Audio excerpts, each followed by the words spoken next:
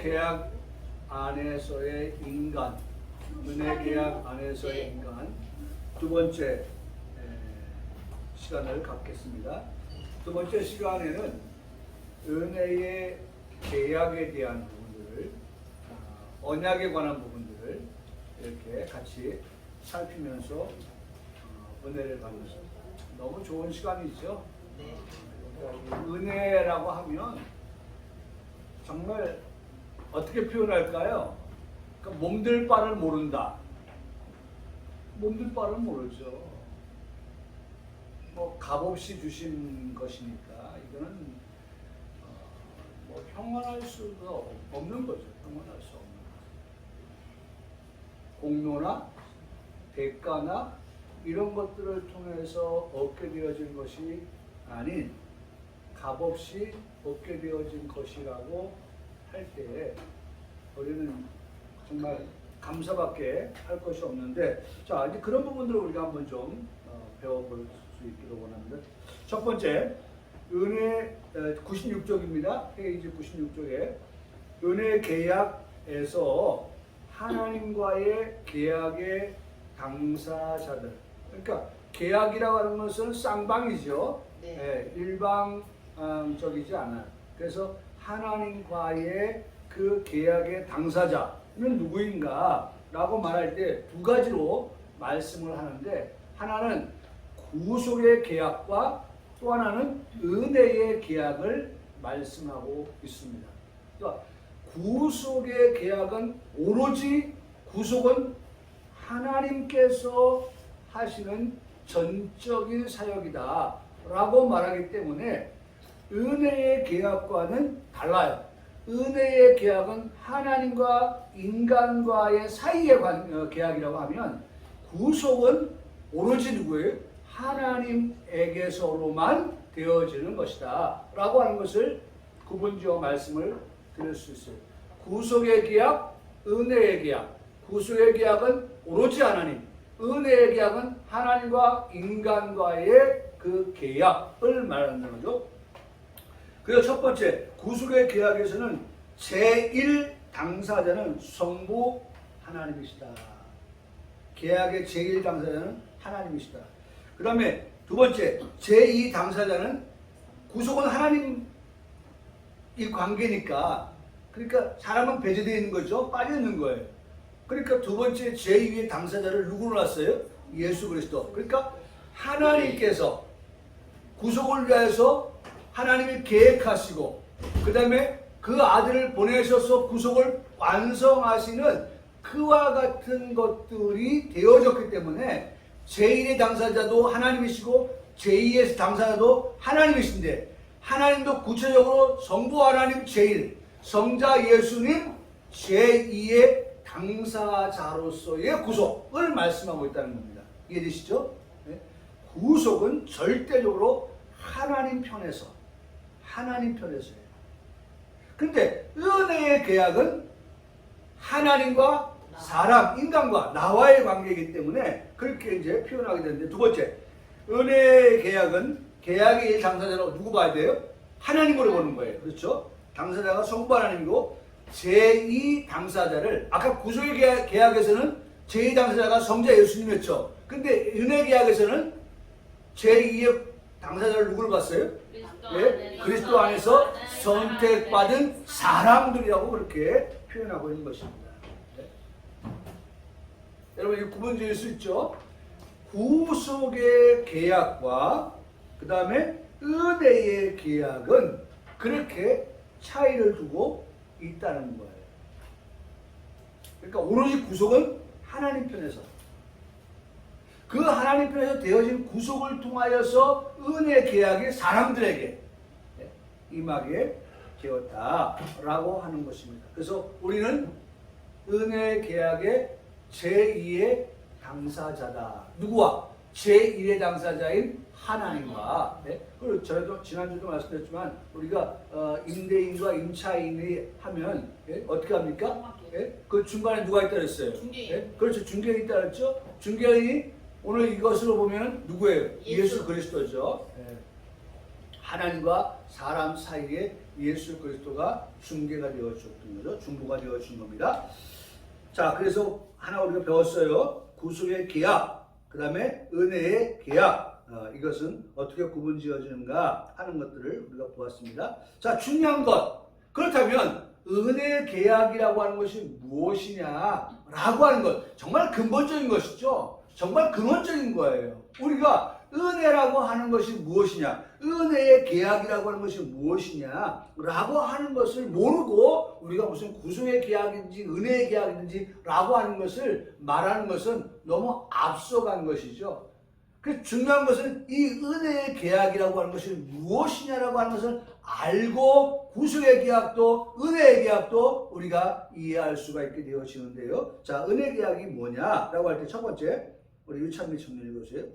하나님과 그리스도 안에서 택함 받은 죄인과의 은혜로운 계약이다. 그렇죠. 첫 번째가 하나님과 그 다음에 그리스도 안에서 택함 받은, 이거는 아까 어디서 봤죠? 우리가 은혜의 계약에서 봤던 그 내용이죠. 그렇죠? 은혜의 계약, 구속의 계약에서 볼 수 없는 겁니다. 네. 네? 은혜의 계약에서 봤던 그 내용을 여기에 담고 있어요. 그래서 하나님과 제1당사자죠. 그 다음에 택함 받은 사람, 제2당사자죠. 근데 그 사람이 어떤 사람이에요? 죄인이라는 게 있어요. 문제는 죄인이에요. 그 사람이 죄인이라고 하는 겁니다. 죄인. 그래서 죄인과의 계약이다. 은혜로운 계약이다. 그러니까 결국 죄인과 계약을 맺는다고 하는 것은 죄 없으신, 죄를 알지 못하신 하나님께서, 거룩하신 하나님께서 이 죄인된 사람들과 계약을 맺는다고 하는 것은 무슨 의미일까? 뭐겠어요? 죄 없이 해주는 거죠, 뭐. 면제. 네, 면제죠, 면제. 죄 없다. 네? 죄 용서, 죄 사죄. 네? 그걸 말하는 거예요. 그것을 계약하는 거예요. 아니, 만날 일이 없잖아요. 계약할 일이 없잖아요. 그럼 계약을 한다고 뭐 때문에 그 계약을 하겠느냐? 우리 생각해 보는 거죠. 네? 우리가 국내 영화에 보면은 그런 거 있잖아요. 내가 무기징역을 받은 사람이야. 내가 사형 선고를 받은 사람이야. 근데 국가가 이 사람 필요해. 네가 국가에서 명령하는 것을 해주면 너를 지워주겠다. 무기징역 지워주겠다. 사형에서 면제해주겠다. 근데 그것이 얼마나 위험한 일인데. 예? 예를 들어서 적진에 들어가서 어떻게 하는 거예요? 사람을 구해오는 거야. 목숨을 담보로 하는 거예요. 예?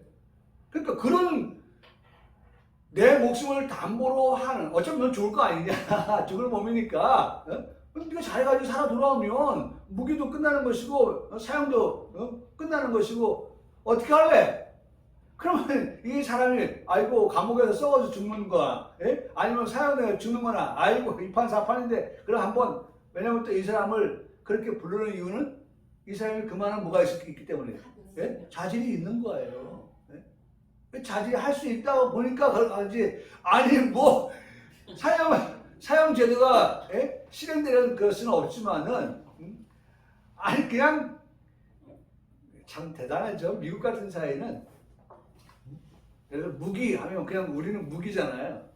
거기는 300년 진짜. 며칠 아예 명시에 명시. 사람이 300년 살지 못하는데 그냥 300년 더 하는 거 죽는 거. 참 그 사법제도가 참 선진국인데 참 그래 명문화되어진다는 게 참 확실한 거, 뚜렷한 것 같아요. 예, 그래서 어찌됐든 그렇게 해서 임무를 부여받은 사람이 임무를 완수하고 오면 모든 것이 다 감해지는, 없애지는 그런 것들을 볼 수가 있는데, 여기 바로 우리에게 주시는 것은 하나님과 죄인된 우리와의 관계에서 계약을 맺는다라고 하는 그 계약의 내용은 뭐냐? 죄 없이 하여 준다는 거죠. 죄 없이 하신다는 거. 아니 죄인이 원하는 게 뭐겠어요? 예? 죄 탕감받는 거든지 죄 없이 하고 간다는 거지. 예? 그래서 감옥에 나오는 거 아니겠어요? 예? 그럼 감옥에서는 뭘 거라고 감옥에서 뭐 예? 아유 감옥에서 내가 여기가 좋사오니 돈만 있으면 뭐 예? 그거 아니잖아요. 거기서 나오는 거예요. 나오는 거.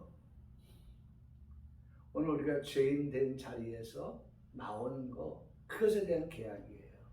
누가? 하나님과 죄의 당사자인 하나님과 죄의 당사자인 죄인 된 나와의 그 계약, 언약 그거를 말씀하고 있는 거예요. 그래서 참 중요한 건 여러분 여기서 중요한 게 뭐예요? 은혜도 중요하지만 그 은혜를 뭘로 했다? 계약으로 했다는 거예요. 참, 이거는요. 아니 예를 들어서 하나님께서 계약을 맺었는데 실행을 안 해. 그러면 우리가 어떻게 했어요? 못해. 계약서 내밀. 계약서 내미는 거예요. 여러분 적어도요. 그래서 아까 오전에 말씀이 뭐예요? 기생 라합이 그 정탐꾼들에게 요구했던 게 뭐예요?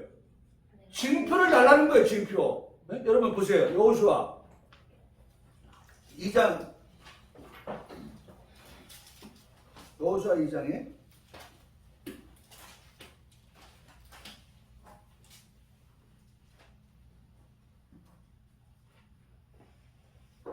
12절 말씀 보세요. 우리 유희진 청년.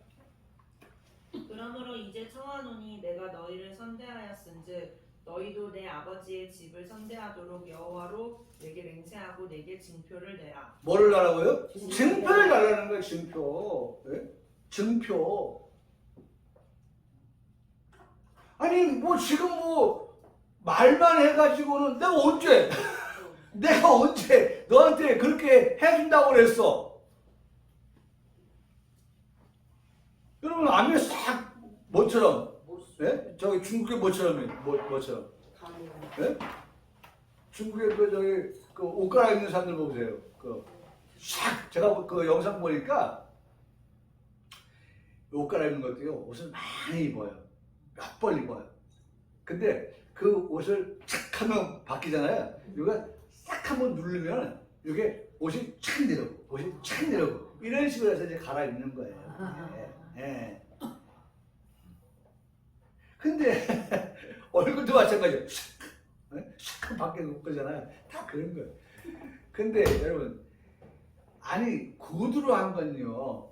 내가 일방적으로 주장을 한다고 해서 되어지는 게 아니에요. 여러분 중요한 건 지금 뭘 말하려고 합니까? 증표를 내라는 거예요. 증표. 그러니까 참 이 기생 라합이요. 참 비상한 거죠. 머리가 정말 독특한 거예요. 하나님 지혜를 줘서.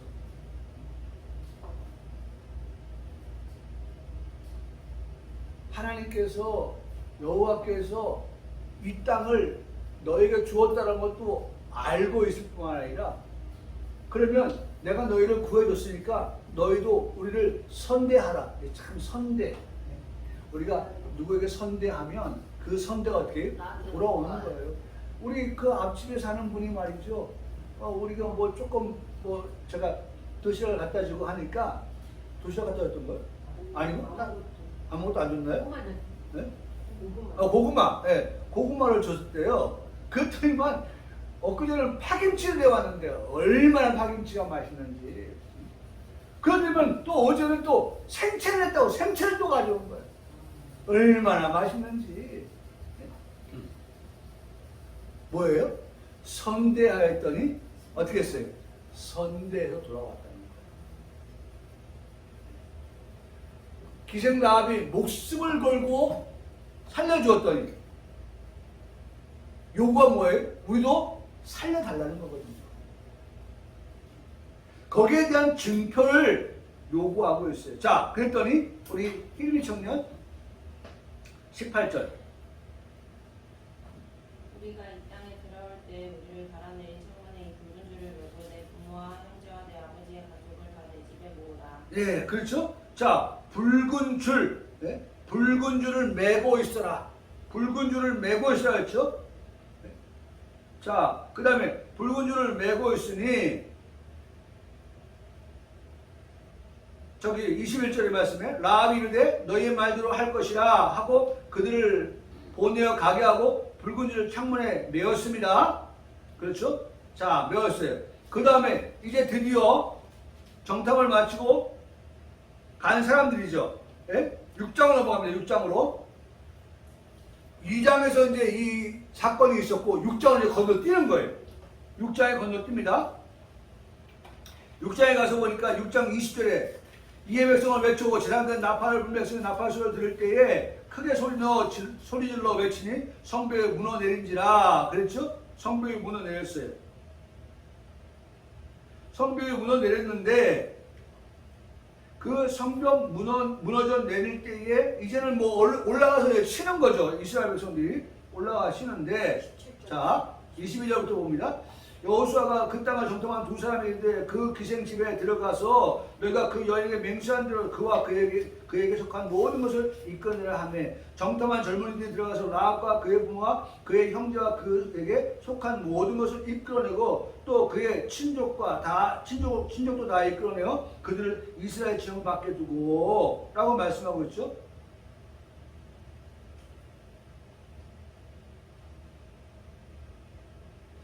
그러니까 결과적으로 어떻게 된 거예요?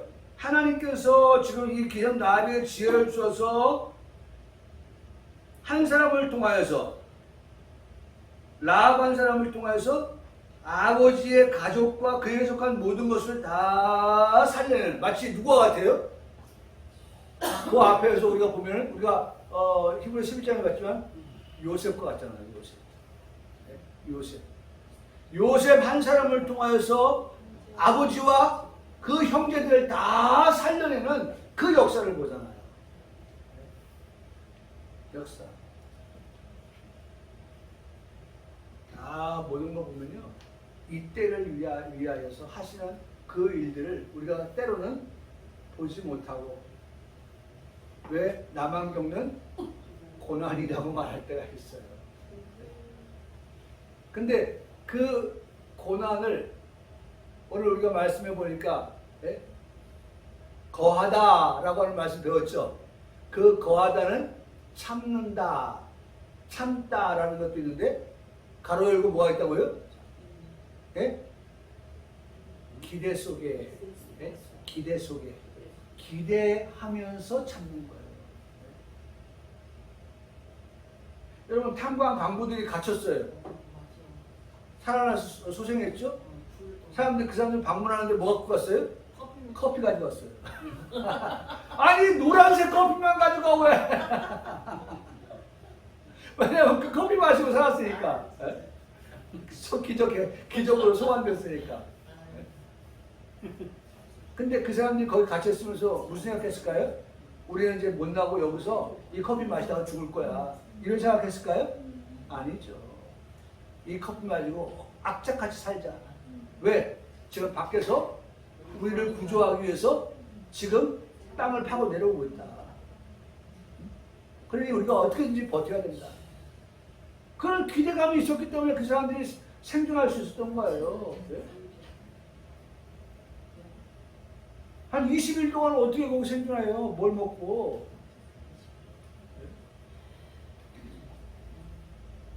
여러분, 아무리 우리가 절망스럽고 힘들 때라도요, 우리에게 뭐만 있으면, 기대할 만한 것만 있다면요, 우리가 그 어려운 시기를 어쨌든 이겨나가는 거예요. 그래, 이때만 좀 지나보자. 그럼 우리에게 좋은다 본다. 우리에게 하나님께서 쨍하고 해 뜰 날 돌아온단다. 쨍하고 해 뜰 날 돌아온단다. 왜 물이 있었던 게 왜? 이렇게 공간이 있었어. 그게 이제 물을 떨어뜨리는 거예요. 네, 물이 그러니까 이제 물은 작은 틈으로라도 가잖아요. 흘러가요. 그러니까 그 물을 이제 계속 떨어지면 그게 이제 어떻게든지 흘러가고 그것을 이제 이 사람들이 찾는 거죠. 네. 그래서 그런 물들이 있어서 커피도 타 먹고 또 그들이 그런 일이 발생하면 어디로 피해야 되는지까지 다 준비가 되어 있어서 그런 것을 피해서 그렇게 생존을 했다는 거죠. 자, 두 번째, 우리 97쪽의 두 번째입니다. 계약의 내용은 하나님께서 택함 받은, 반드시 여기 들어가는 게 뭐예요? 하나님과 계약을 누구하고 하는 거예요? 택함 받은 자와 하는 거예요. 예? 제가 우리 교회에서 표현할 때 개나 소나라는 표현을 가끔다 설교 쓰기는 합니다만, 그 아무나 지금 하나님이 계약의 당사자로 그렇게 보시고 계시는 것이 아니라 하나님이 택한 자를, 택함 받은 자를 하나님께서 계약의 당사자로 그렇게 보는 거예요. 그래서 1번에서도 택함 받은 죄인이라고 했고 2번에서도 택함 받은 죄인이라고 하면서 그렇게 구원의 축복과 함께 자신을 주신다는 것이다. 자신을 주신다. 자신을 주신다. 세 번째, 택함 받은 죄인은 하나님과 그의 모든 은혜로운 선물을 믿음으로 받아들이기도 한다. 우리는 어떻게 그것을 믿음으로 받는 거예요. 믿음으로. 하나님께서 우리에게 주시는 그 선물을 우리는 어떻게 받으면 돼? 믿음으로 받으면 되는 거예요. 믿음으로. 믿음은 곧 뭐라고 했어요? 오늘 오전에? 확신이다. 확신하는 거예요. 우리가 될 줄 어떻게 믿습니다. 믿습니다. 그래서 예수님께서 말씀하셨다는 게 뭐였었어요? 여러분 기억해 보십시오. 그 귀신 들린 아들을 내보내면서 귀신을 쫓아내면서 왜 우리는 못했냐고 할 때 우리가 기도 외에는 이런 일이 나갈 수 없다고 하시면서 예수님께서 할 수 있거든요. 무슨 말이냐? 어떤 자에게? 믿는 자에게. 믿는 자에게 하나님께서 하시는 일이다. 하나님께서 하시는 일이다. 그래서 그 모든 은혜로 선물을 믿음으로 받아들이기로 합니다. 네 번째, 계약은 모든 믿는 자에게 구원의 축복을 보증해 주시는 순수한 법적, 여러분, 계약 그리고 법적이라는 거예요. 이 계약은 어떤 거예요? 법적 효력이 있는, 법적 효력이 있는 거예요. 지켜두고만 안 지켜두고만이 아닌 법적 효력이 있는 거예요. 그래서 순수한 법적인 협정으로서 믿는 자들과 그의 자녀들도 포함이 되어진다라고 하는 것입니다. 은혜 계약의 약속. 은혜 계약의 약속은 나는 너희와 너희 후손들이 하나님이 되리라라고 말씀하시는 거죠. 그것이 뭐예요? 오늘 아브라함에게, 이삭에게, 야곱에게, 너희 후손들에게 어떻게 되는 거예요? 그 은혜를 어떻게 해주시는 거예요? 계속해서 내려주시는 그러한 약속, 은혜 계약의 약속. 그것을 다 포함하고 있다는 것을 말씀해주고 있는 것이죠. 자, 페이지를 넘겨서요. 98쪽에 두 번째, 이 은혜 계약에는 현실적인 축복, 칭의, 하나님이 영을 주심, 끝없는 생명 속에서의 영화의 약속이 포함되어 있다. 그러니까 결국 칭의, 영화까지. 이게 뭐냐면 처음에 하나님 우리를 부르셨습니다. 부르심, 소명, 그 다음에 중생, 그 다음에 칭의, 그렇죠? 그 다음에 견인, 영화. 여러분, 이런 모든 구원의 과정들을 다 그 안에 포함시켜 주고 있다는 것입니다. 그래서 은혜 계약은 바로 이 모든 것까지 다 포함하고 있다. 이 은혜 계약 안에는 다른 모든 축복 약속들도 다 포함이 되어진다라고 하는 것입니다. 자, 은혜 계약의 요구가 있습니다. 우리 요구는 요 앞에서도 배웠었죠. 요구. 요구에 대한 것들은 우리가 앞에서도 보았어요. 그 95쪽에 보면 구속계약의 요구와 약속이라고 하는 것을 말씀을 드렸죠. 요구. 무슨 요구냐? 구속을 위해서 요구되어진 것은 성자 예수님이다. 네? 제2는 성자 예수님이 요구되어진다.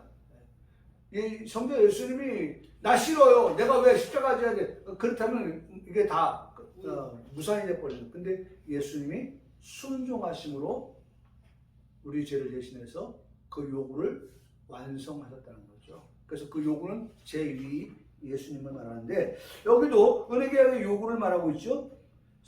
98쪽에 첫 번째, 은혜계약은 공로가 될 만한 어떤 행위를 요구하지 않는다. 그러니까 제가 누누이 말씀드린 은혜계약을 얘기하면서 공로를 말하면 안 되는 거예요.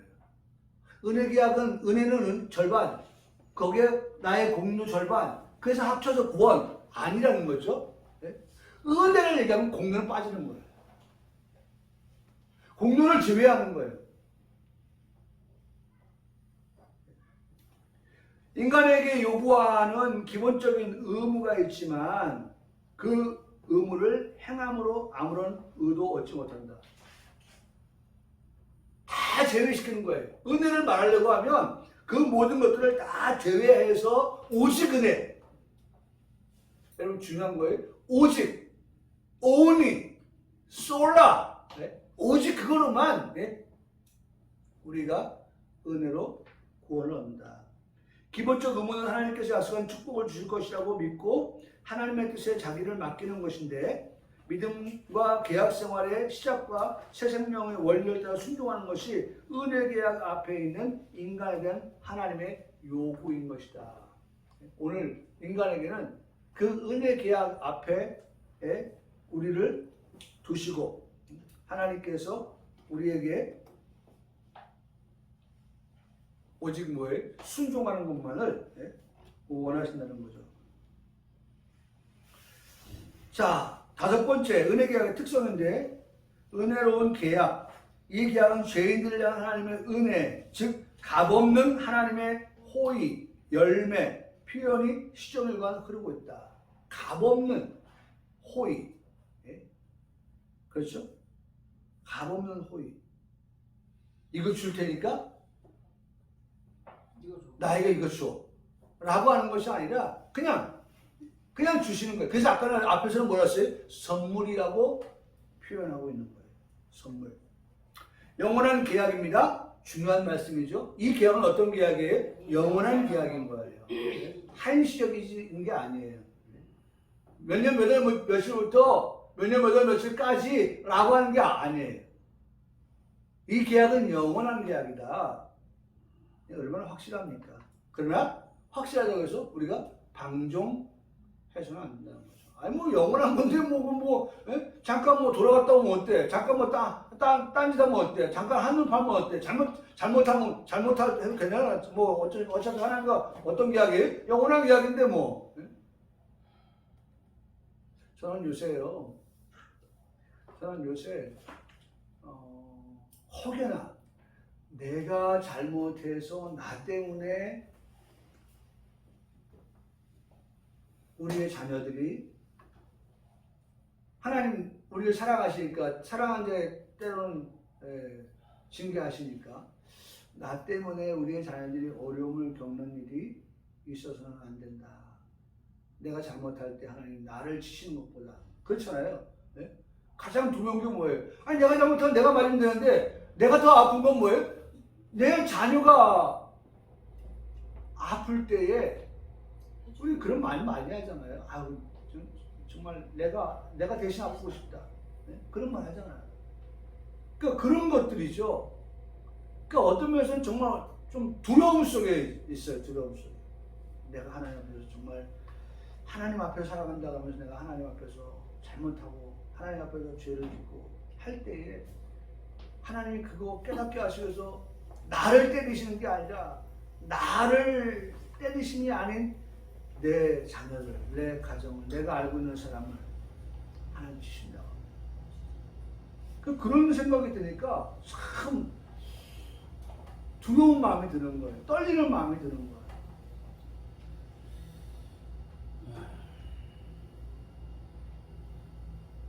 하나님은 사랑의 하나님 맞아요. 근데 그 사랑의 하나님이 때로는 질투하신다니까. 한눈 팔지 못하고. 그래서 깨닫게 하시는 방법을 여러 가지로 우리에게 선택지를 줘요. 그러니까 그 선택지를 안 받아야 되죠. 선택지를. 그 선택지 하나하나가 때로는 정말 어떤 걸 선택해도 쉽지 않은 그런 선택지를 받을 때가 있거든요. 그래서 정말 내가 하나님 앞에서 정말 범죄치 아니하기 위해서 늘 정말 생각을 거룩하게 하고 하나님 앞에서 정말 두려운 마음으로 떨리는 마음으로 제가 살아가야 된다는 그런 마음을 좀 갖고 최근에 이제 그런 생각을 많이 하게 되는데, 예. 영원한 계약이라고 해서 우리가 뭐 하지 말라는 거예요? 방종하지 말라. 그걸 말씀을 드리려고 한 거예요. 절대로 방종하면 안 된다. 뭐 하나님께서 나와 맺은 계약은 나를 버리지 않으실 건데 뭐. 하나님 나를 계약의 당사자, 제2의 당사자로 삼아주셨는데 그거 아까 뭐 법적이고 뭐 하다면서 잘은 모르겠는데 내가 들으니까 그렇다고 하던데 효력이 있다고 하던데 그래가지고 우리가 정말 가볍게 경홀히 그러니까 우리가 지난주에도 말씀했잖아요. 그 에서가 장자의 명분을 어떻게 읽었어요? 경홀히 읽었어요.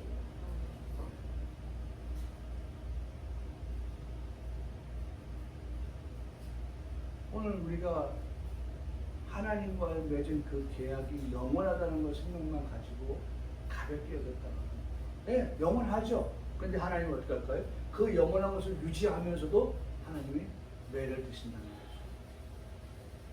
그걸 유지하기 위해서라도 딴 길로 가지 맙시다. 딴 길로 가지 맙시다.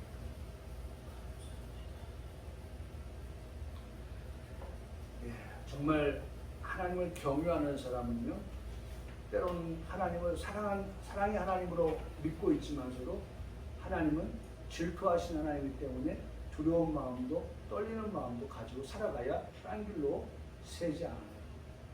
딴 데 눈을 두지 않아요. 그래서 시편 1편이 말씀하잖아요. 복 있는 사람은 악인의 길을 쫓지 않아요. 죄인의 길을 서지 않아요. 오만한 자의 자리에 앉지 않아요. 오직 여호와 율법을 어떻게 즐거워하면서 그 길만 간다는 거예요.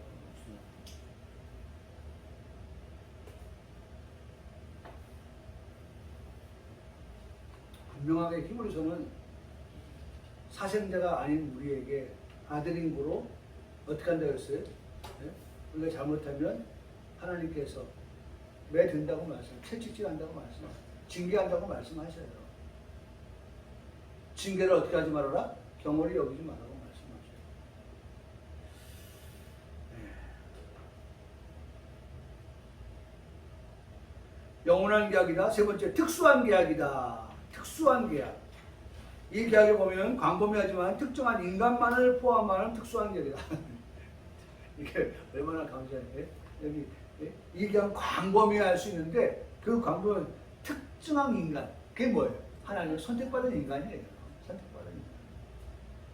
또한 단일한 계약이다. 이 계약은 형태는 다르지만 본질은 다 뭐예요? 동일한 하나님, 동일한 하나의 성질을 가진 계약인데 본질적으로 약속이 다 동일하다라고 하는 것을 말씀하고 있습니다. 자, 쭉 넘어갑니다. 자, 넘어가서 7번 한번 봅시다. 은혜계약의 중보자, 은혜계약의 중보자. 이것은 우리가 다 이번 봤죠? 은혜계약의 중보자가 은혜계약은 중보자가 필요 없다. 당사자의 행위가 근거가 된다. 네? 또 은혜계약은 그리스도께서 새 계약의 중보자가 되셨다. 그러니까 여러분 은혜계약은 앞서도 말씀드렸지만 오직 누구예요? 예수 그리스도가 중보자라고 하는 사실이 있죠. 그리스도가 중보자이시다. 그리스도는 하나님과 인간 사이의 화목의 중재와 화평의 실질적 성취를 이룰 충분한 능력이 있으신 분이다. 하나님과 사람 사이에 그리스도가 중보가 됐다. 그래서 보증인으로서 우리의 죄를 담당하시고 죄를 형벌을 받으시고 율법 완성으로 화평을 회복하셨다. 예, 여기까지만 하나 보고 마칩니다. 은혜계약 대상자 6번 말고 마칠게요. 7번은 뭐 좀 빼겠습니다. 6번. 자, 은혜계약 언약의 대상자인데 계약 안에 있는 성인이다. 성인들은 믿음을 가지고서 합법적인 은혜 계약에 들어간다. 은혜 계약에 들어간과 동시에 생명의 교통이라고 하는 약속을 누리게 된다.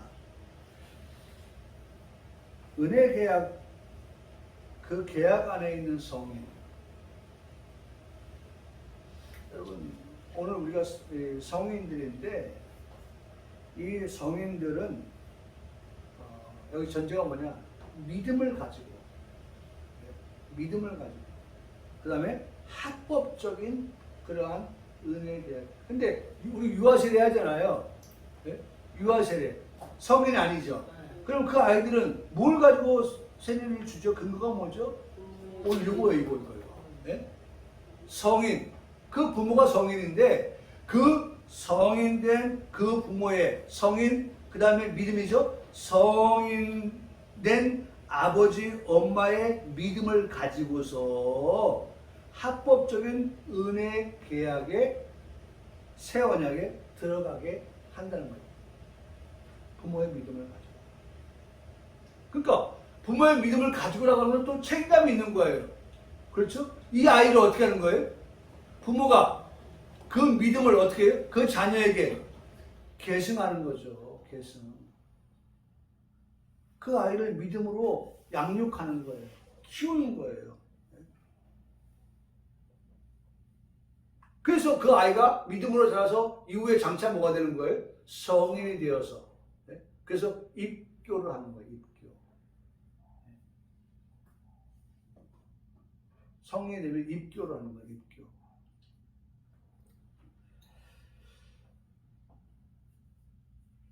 두 번째, 은혜 계약 안에 있는 신자의 자녀들, 믿는 신자의 자녀들도 믿음에 의한 합법적인 협정인 은혜 계약에 들어가기는 한다. 그러나 생명의 교통으로서의 계약에 들어간다는 것은 아니다. 그리고 이들이 자동으로 그 계약에 들어가리라는 것도 아니다. 그들의 생애 속에서 계약의 생활이 실현될 것이라고 본다. 이 말이 그 말이에요. 그냥 내버려 두면 안 된다는 거예요. 아니 뭐 성인인 부모가 믿음으로 사니까 자동적으로 그 자녀들도 그렇게 아니라는 거죠. 그렇게 되는 게 아니라는 거예요. 그렇기 때문에 어떻게 해서든지 그 자녀들이 어떻게 해요? 계약의 생활이 실현될 수 있도록끔 유도해야 된다는 거죠. 유도. 네? 생활 속에서.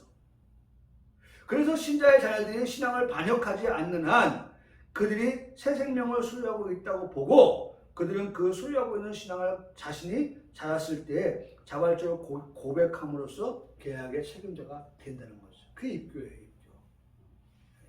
성인이 되면 입교식을 하는 거예요. 입교식.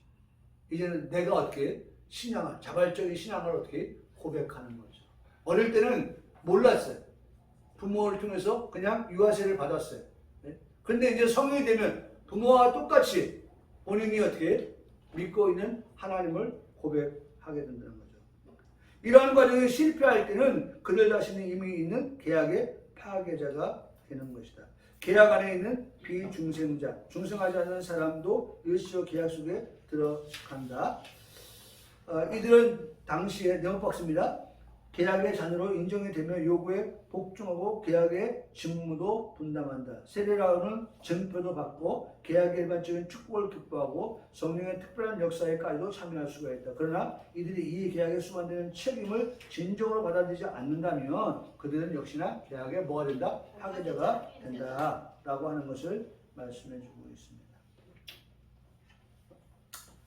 예. 자, 오늘 우리가 은혜계약 안에서의 인간의 부분을 두 시간에 걸쳐서 우리가 보았는데요. 어쨌든 은혜는 하나님 편에서 우리에게, 죄인된 우리에게 주시는 값없이 주시는 선물이고 그것은 법적인 효력이 우리에게 있다라고 하는 것을 말씀해 주고 있다는 것입니다. 어쨌든 은혜 아니면 우리는 어떻게 해요? 살아갈 수 없습니다.